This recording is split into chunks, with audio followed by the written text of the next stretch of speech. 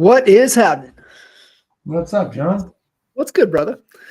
Hey, so I was thinking, man, so I down the rabbit hole again and stumbled upon, Kobe during the Achilles. But what it was, you know who he is. He's been on Rogan. He's one of the best podcasters on the planet. And he was just reciting that post that Kobe made the night after, or 3:30 in the morning after, the Achilles, and 35 years old, and just watching him and like going through any type of setbacks. And obviously, kind of your perspective going through, not once, but twice through that same injury.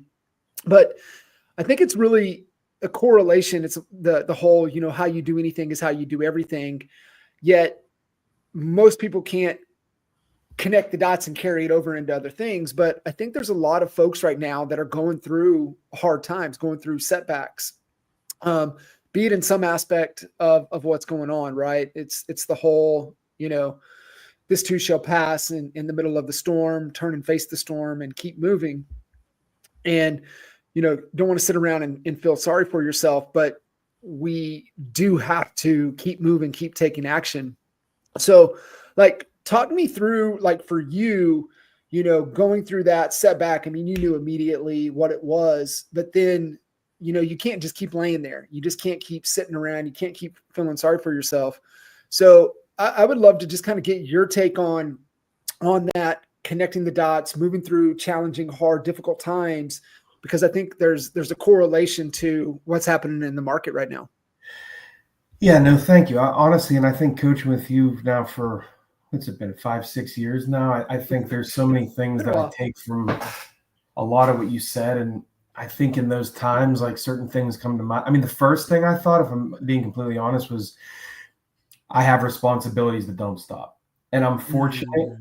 I looked at it from a fortunate perspective that, thank God, I don't run for a living. I don't, and I can still do my job. And I'm sure Durb was a little bit nervous at first, thinking, it's going to be 30 days or whatnot. But I think I was back in the office, 2 days after. I mean, it was basically, I just didn't let it stop me. And I figured, even post-surgery on crutches,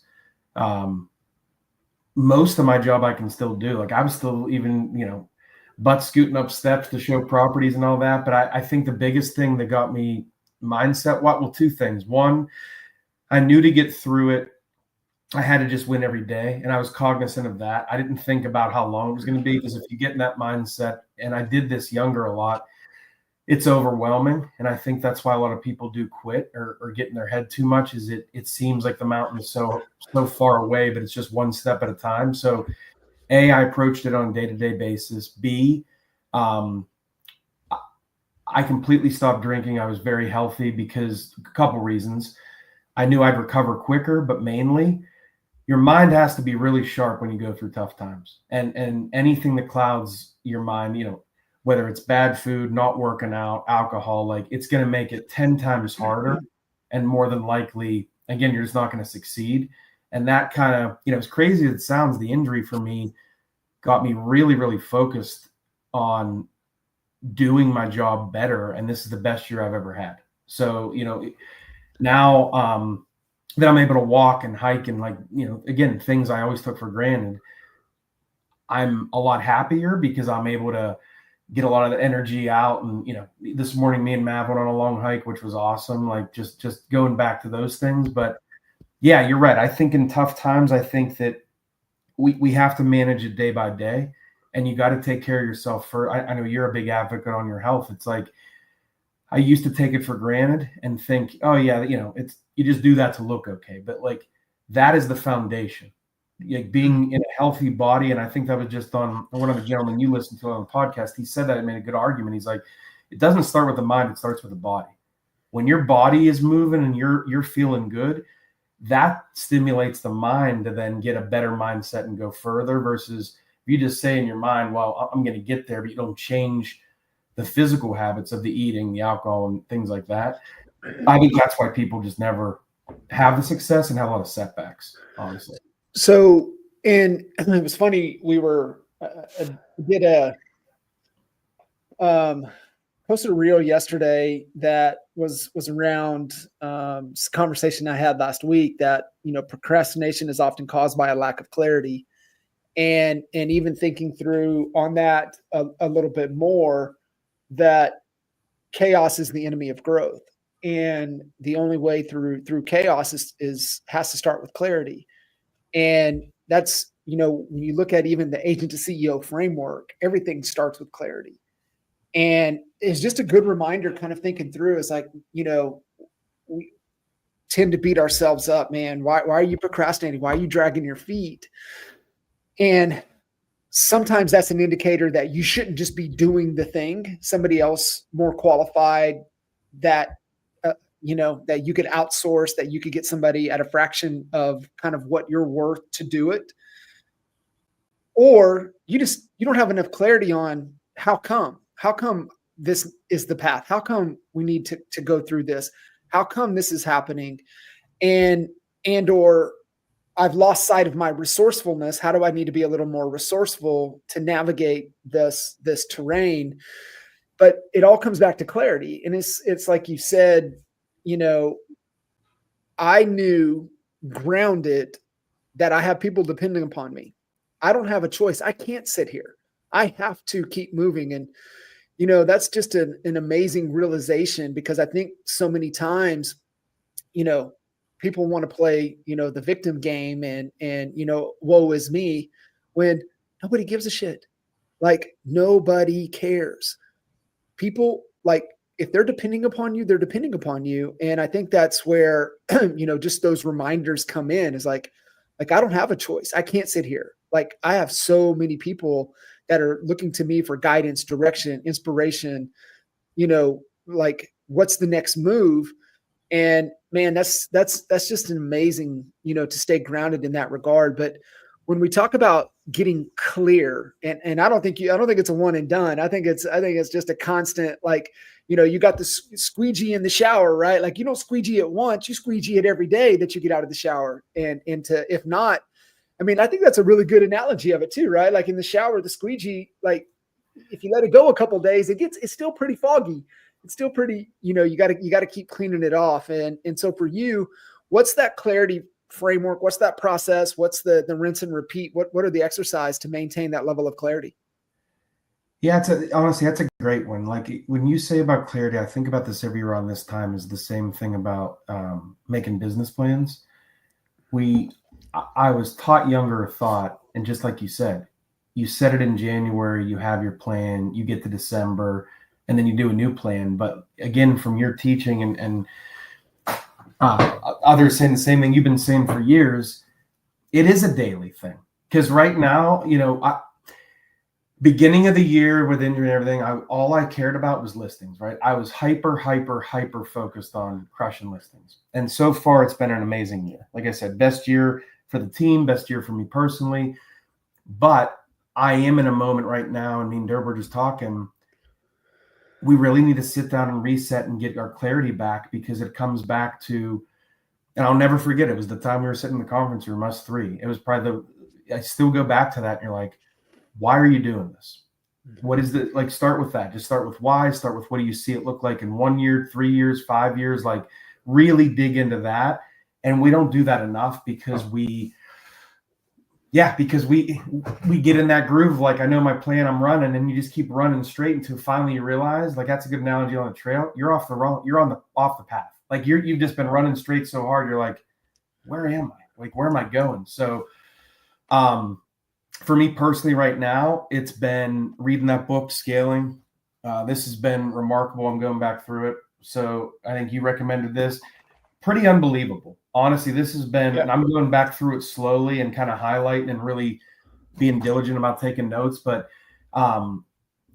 having the clarity on where we see the business, where we see the team, and and making sure we're having fun doing it at the same time. Sometimes it's just too reactive. This business can be so reactive, especially in more difficult times. So I think that, and you've said it, right? Getting tactical. Sometimes it's a who, not a how or a why problem. So, like, I think that those type of clarity meetings need to happen a lot more often than a lot of us are doing them. I think at a minimum every week, and I know you do your Sunday planning, which I love, but at a minimum every week, having time to think, not, how do you say it? Not on the business, in the bit, like really sit down and focus on the, more of the, why are we doing this? Are we clear on the focus? Are we clear on the path? And not be so reactive sometimes. Yeah, it is. It's super important. But I think the reactiveness comes from with lack of clarity of what must I be doing in order to move me closer to where I want to go. And I think that's for a lot of people, they just lose sight of where they want to go.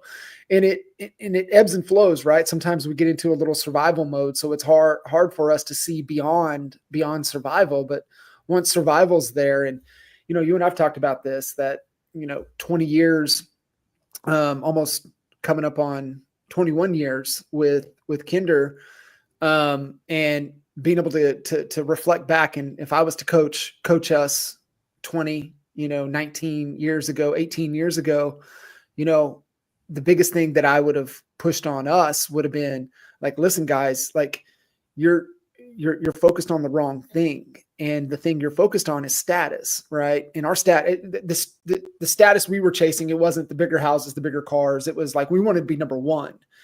And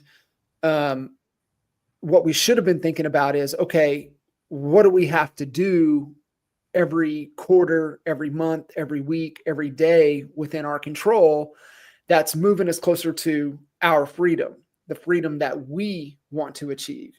The things that we're wanting to accomplish, the impact that we're wanting to make, the bigger vision. Because if we would have been, more focused on beyond status, who knows what could have happened, right? But it's one of those things, right? Like I wouldn't go change anything just because you and I wouldn't be sitting here on this conversation today if that goal would have been different. And so it's super, super important to, I think, have a system, have a process to regain that clarity as you continue to go and check in along the way. Have somebody to help check in with you along the way. That's why, I'm 100% pro partnership, because of you have that other accountability partner like you and Durb, which is rare, but also critical to be able to navigate, really tough times.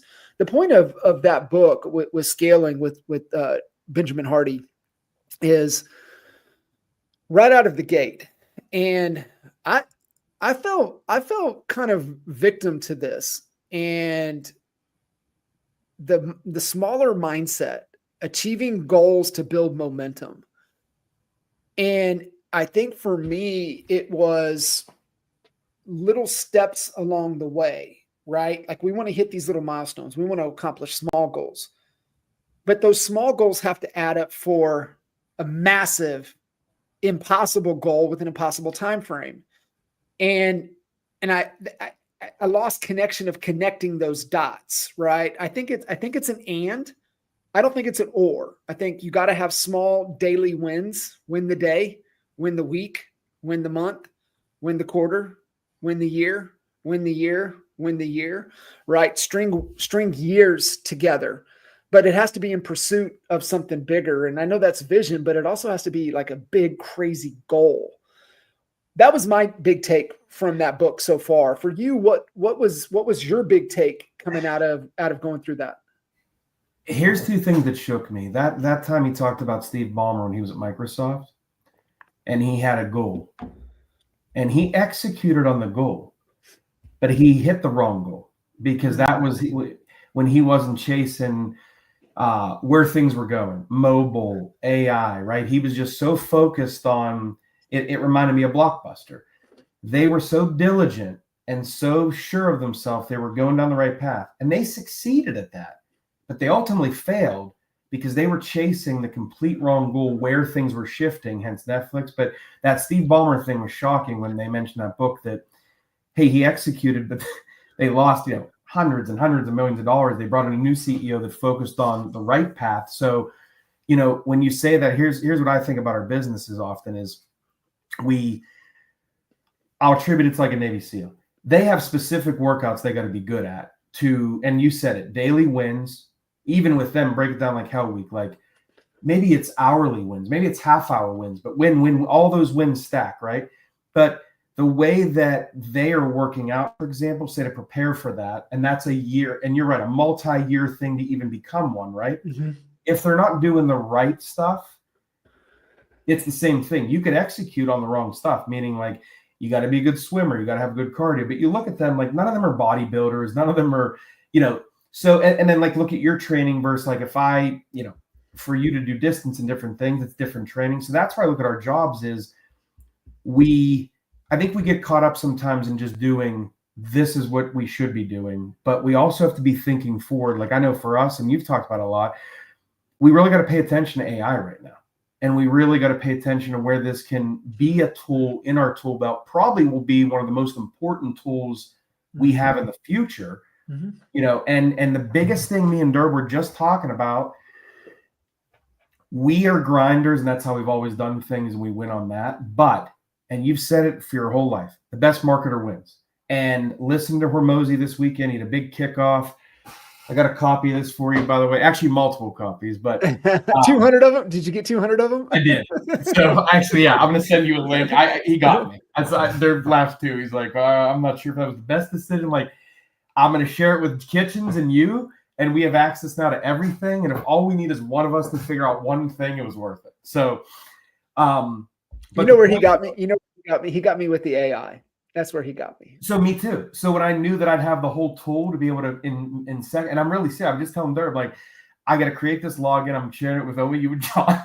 Like, you guys have it, and I think between us three, like, so you got it. So the good news is you're the winner of it too. So yes, yeah. There was a lot of lessons and things from there, but a lot of great marketing lessons. I mean, just incredible marketing lessons. And it's funny to listen to the people that are kind of chirping and clowning on it a little bit. And I'm like, it's the most incredible thing that's ever been pulled off in history. Because like, do you not realize like $30 a book, do the math, 3.2 million books times 30, do the math. It's $99 million in sales. Took him 2 years, probably longer.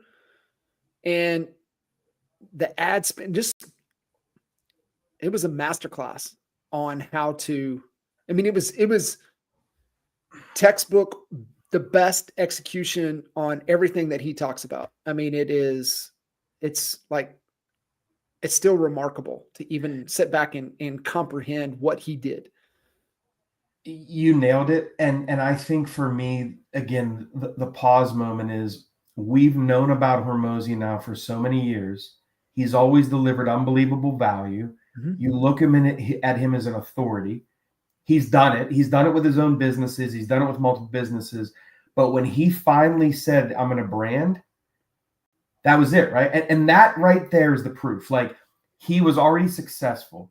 Mm-hmm. But when the rocket ship took off, like, he became a great brander, and you just said it, right? He just pulled off the greatest marketing, probably the single most greatest marketing piece ever witnessed. Hit a Guinness Book of World Records, like has the world record. Like, it was cool to even be a part of it live, right? To see, yeah. And you're right. When you break it down, like someone like you, who's a deeper thinker, and you look at the pieces, it's remarkable. So bringing it back down to us and everyone, really, the future is branding. I was telling Durb, we're fortunate right now that our client, if you look at the average age group, say we're in that 35 to 65, 70 age group. My nieces that are going to college and our kids and everyone else, when they buy houses, the first thing they look at is now ChatGPT. Who's the best agent in Pittsburgh?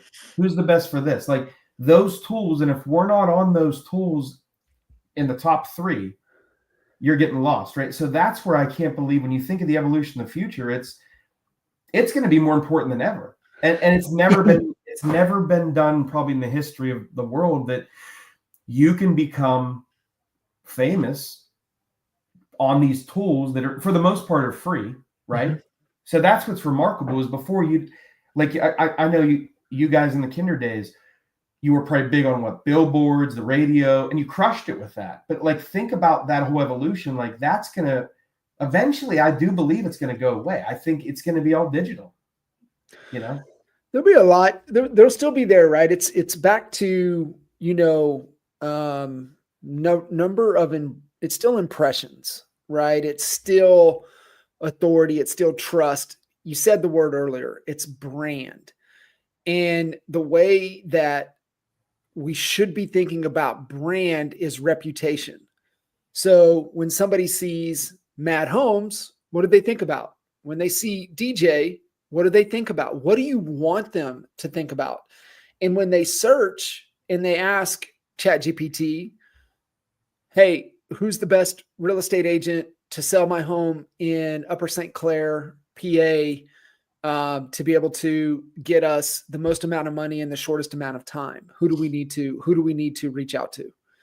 And so like that's already happening. And it's the thing that we were, early on, it was like, the AI empowered agent. What about the AI empowered consumer? And the only thing, and I saw a statistic last week, 48% want just an agent. This is consumer, how do you prefer? What do you prefer? Mid 20% AI only. And then the 26, 27, 28% to cover the full 100, agent and AI. So they want the combination of both. So it's going to be interesting to see how those numbers move around in the next 6, 12, 18 months. I think I shared it with you, but we might have even talked about it. Brendan Burchard, obviously you guys would be in place, definitely deep into the Brendan Burchard world. Mm-hmm. He was on Ed's podcast a couple of weeks ago, and they didn't really get into it, but Ed kind of poked him a little bit at the end. And he said, yeah, like, listen, 30% of the current workforce will be unemployed in the next, will disrupt it pretty much in the next 18 to 24 months. Like, listen, me, I'm the opposite of like falling victim to fear, but it's like, okay, if that's true, then where's the move? Like, where do we navigate to? The only thing, and Gary Vee is standing on this. He's like, listen, guys, the only thing that we will have in our business and in our lives in 10 years from now is brand. He said, that's it. He said, that's the only thing that we will have. So if that's true, what are all the things that have to happen for you to have an impeccable brand, right? When people see it, they know, damn, I trust that. I know what I'm going to get. I know what I'm not going to get. And this is why I want to reach out to them. So it's just an interesting thought. And I love that you said that, because to me, that's right. In everything that we do. So we have to be super intentional. And that was the other thing in the scaling book that Ben talks about. And Tony Robbins in the forward even said it. And the book that is a must read, which is The AI Driven Leader by Jeff Woods, Jeff talks about it in that book.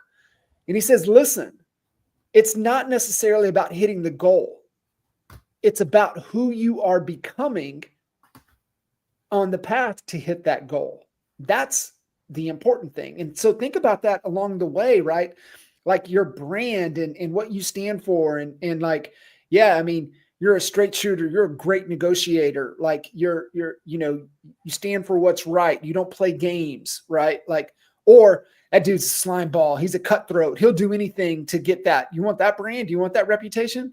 Or do you want a brand that will stand the test of time that people can trust? So it's just interesting how things are going to shake out in the next couple of years. Yeah, no, that is awesome. And I appreciate you telling me that. I know you mentioned that book before, but I just wrote it down again. You said The AI Driven Leader. That's something else to look into.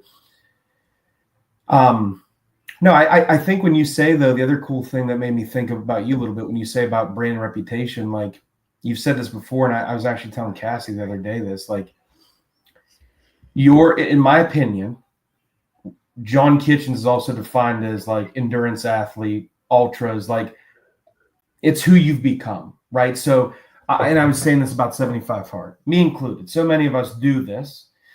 You do great, and what do you do when you get out? You get back to old habits, right? And it's like,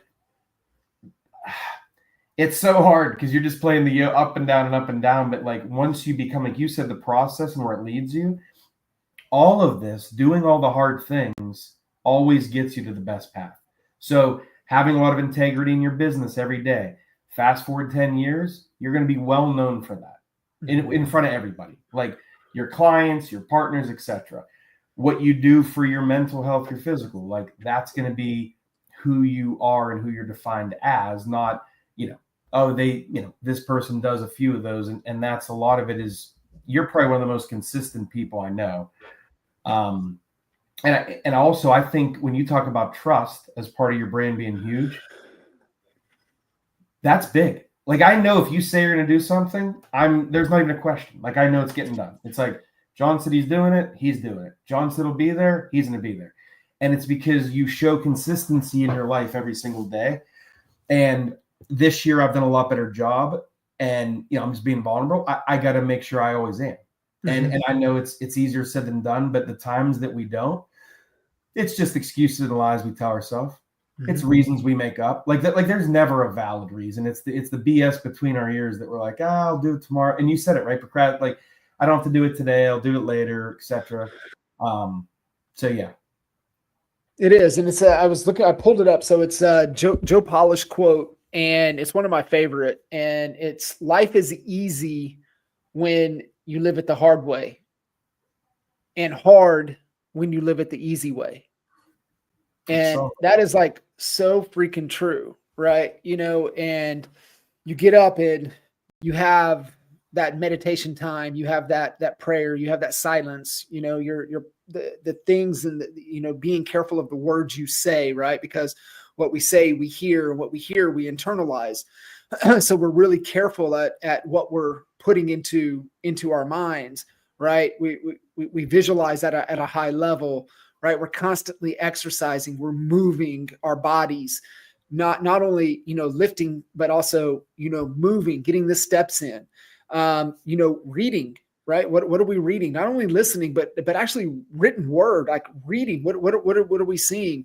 And then, getting the thoughts out of our head. And I think that's, the scribing, the journaling, even if it's just to scribble, but it's just the release of stop carrying the things around in your head, right? Just get it out. And, that's the Savers framework, which, I think Hal nailed it right in the Miracle Morning. I mean, that is like the framework that can just absolutely change your life. And obviously you can, add to it. You can subtract a little bit. There's the 75 hard elements of, making sure, the hydration,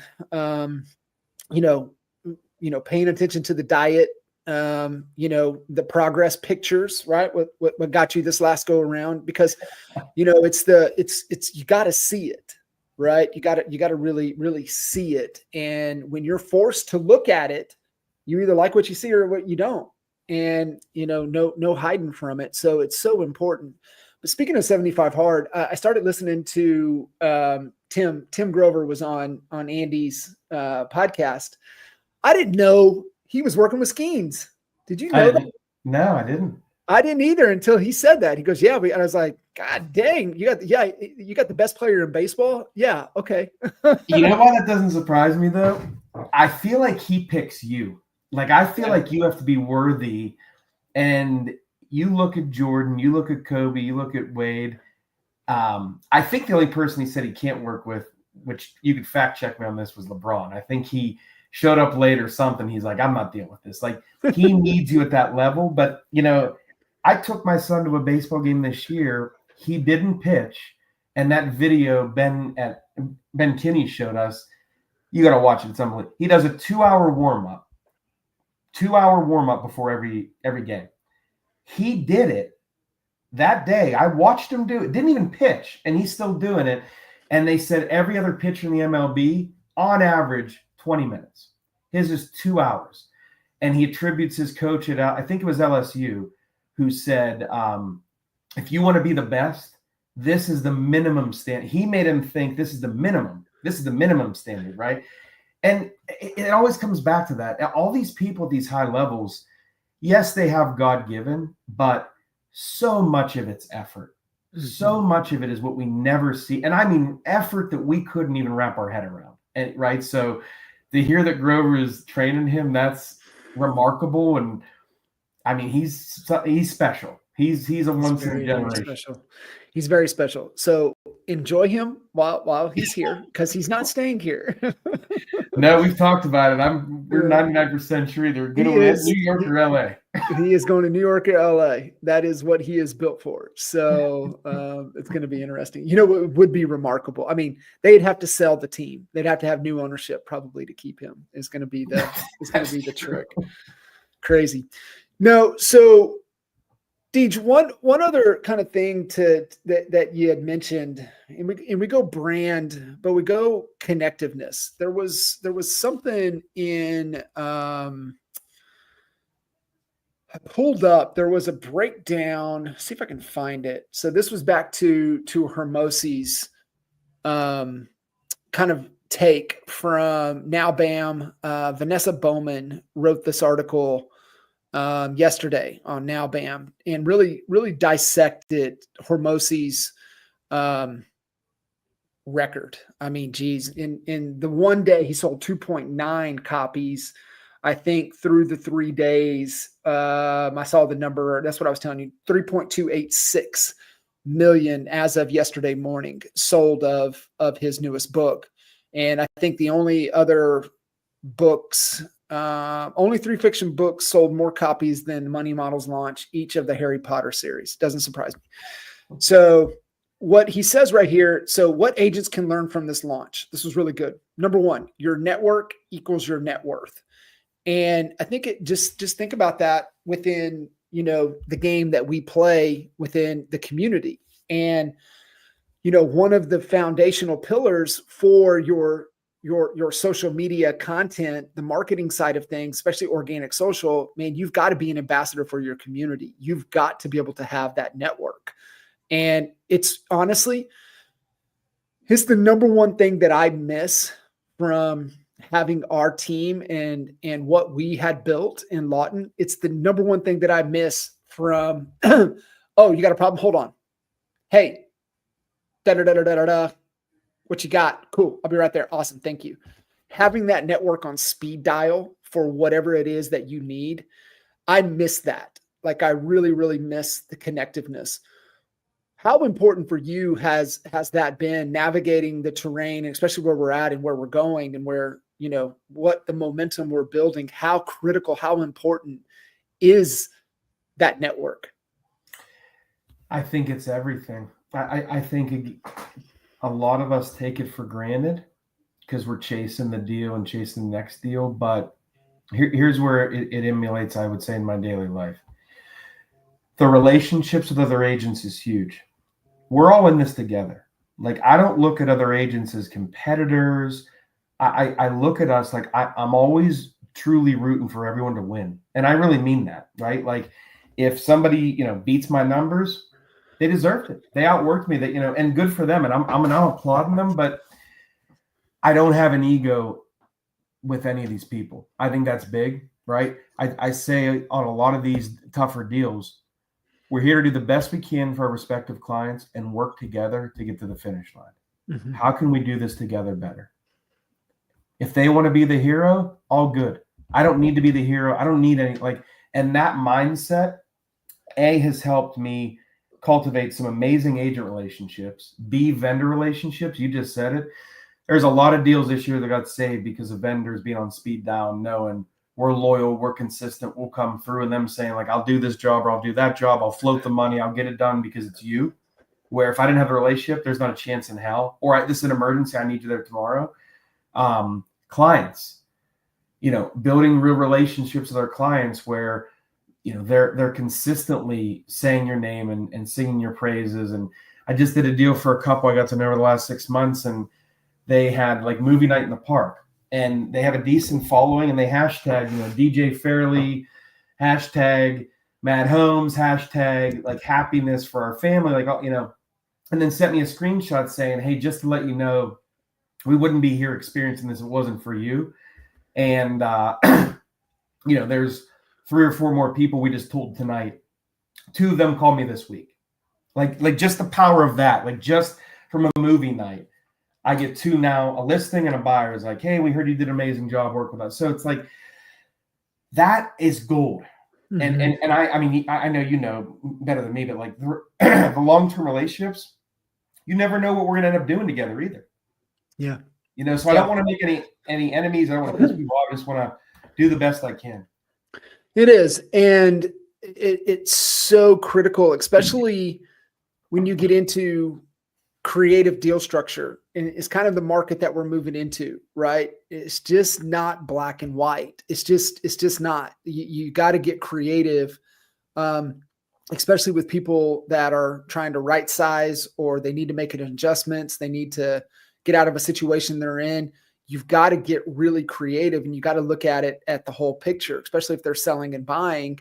Now you got to like run the math across, multiple transactions, but you've got to be the one leading that. You've got to be the one doing it. I talk with Jacob Weaver about it all the time, right? He works the high-end luxury out in the Seattle Bellevue market. And I mean, he's got an $11 million new construction on the market right now. So like, you talk about the level of creativeness that you've got to go through to embark, especially on higher end deals, but it's now getting into everyday deals of how you got to, think creatively. But back to the tool, right? The connections, the network, but the AI tool is there now to help you navigate that creative, let's break this apart. Here's what we got. What are all of our options, right? Like I was playing around with Hermosi's AI last night on a business situation, gave it as a scenario, walking through different plays, go this route, go that route. Like, you talk about being able to navigate different angles and things that would hold us up and block us. Now we can work through in minutes, in hours that used to take us weeks to get through. But then it's also going to come back to your resourcefulness and I believe your connections and how you can, bring people together to make deals happen. 100%. You're exactly right. Like, everything is hard right now, but you got to just everything is hard. Right. Like the client side's hard. The agent, like, it's just hard, but I think embracing it and just knowing it is what it is, but making the best of the scenario. And, the good news, like you said, things are going to change. I don't know when, right? We're going to have easier times. Like, look how lucky we were. And we take all this for granted. Rewind to COVID, right? As soon as COVID got broken, every listing selling in a day with 20, 30 offers, right? So to be a listing agent, greatest time ever. Buyer side was really tough, but now it's shifted more to a buyer's. I believe it's a little more in the buyer's favor, candidly, right now. Still a good time to sell, but a little bit more in the buyer's favor. But to me, it's just constantly learning and evolving. Like, what are we learning now through this?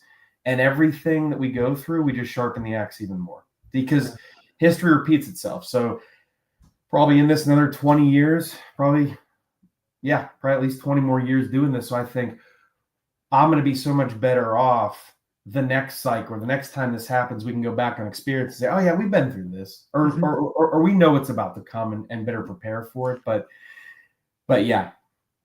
It's just resetting the habits, right? It's just different habits, right? Where, you miss something a couple of days, that becomes the new habit. And so you got to retrain and rebuild the habits. And I really, the consultative type selling, really listening, understanding, listen, we're not the hero, right? We're just the guide. We're helping that particular individual, be it a buyer, seller, investor, builder, recruiting an agent, right? You guys are, you focus primarily with sellers, right? That's your main lane. You're focused on that lane, the best that you can be in that lane. Durb's a little bit more, right? His clientele is the agent, right? Because the game changes to where you're no longer really, your main customer is not really the buyer and seller. For Durb, it's the agent. And so, being able to really listen and understand, like, I'm not the hero here. I'm just going to help you get to the destination of what you're trying to accomplish. And it's one of the things, probably going to open agent to CEO with is just faith, right, in the process. And, really being able to get people to, show them the bridge and the path, and just like, listen, I just need you to trust the process. And I'm here for you the entire way. And I'm not going to let you fall. I'm not going to let you slip. I will get you to where you want to go, but you just have to, have faith and trust in the process. With that comes proof, right? So showcasing proof. Hey, look at what we did for this. Look what we did for this. Look what we did for this. Look what we did for this. But that's the direction I really believe that everything is moving towards. So like you said, the best marketer always wins. So being able to tell that story, showing proof to be able to help, clients get to the destination, get to where they're wanting to go. Yeah. And not to keep saying on brand, but the reason I can't get out of my head is when you think about when you have that brand, at least from my perspective, look what it opens up. You're attracting so much more. Like your people are going to be able to come to you, whether that be a client, whether that be an agent. Like to me, when you become that brand, you're doing a great job on the branding, everything gets easier. And not only that, when I talked about having some enjoyment and fun in this too, it is fun because you're attracting your people. I think that's the other thing that age teaches me. I used to get really down if we'd lose an agent, or if we didn't get an agent, or I'd lose a client. And now that as I get older, I'm like, you know what? There's a reason for it, and it's okay. I'm not going to win them all, but I want to win the ones that they see me as someone that they want to work with, or someone they like. Right? It's like being genuine to yourself, and just knowing if you keep doing the hard work and being genuine to yourself, you're going to attract the right people. We're not going to win everybody, right? That's right. Looking for the people that are looking for us. Yeah, exactly. Brother, I appreciate you. And man, yeah, you guys are on fire. You're absolutely rocking, dialed in. I mean, the amount of production that you guys are slinging up in a tough market is absolutely, freaking remarkable. But it goes back to the consistency. It goes back in doing the right thing, going back and just focusing on the fundamentals. And I think it's you got to have the macros. You got to be paying attention to, the main metrics that actually move the needle, right? For us, and we know protein, carbs, fats, we know water intake, we know steps, right? And I mean, it'll be pretty dang healthy. You just pay attention to a handful of those metrics. And I think it's the same for our business, right? I think those metrics, you pay attention to them, you look at them every day. How many conversations did you have? How many appointments did you set? How many new pieces of business did you sign? I mean, there's your proteins, your carbs, your fats right there.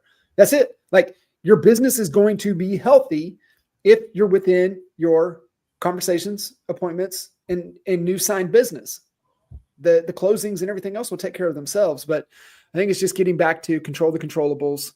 And, life is easy when you live it the hard way. And staying in the macros is hard. Getting those steps in is hard. Drinking enough water is hard. Getting out, going on those hikes, that's hard. I love how you break it down into simple things, because I swear every time you tell me something, it's like when I tell you go look for a red car, you see 20 of them. You just said this to me a week ago. First time I ever heard it in my life. You said, just focus on 15,000 steps. I've never heard that my whole life. It's 10,000, right?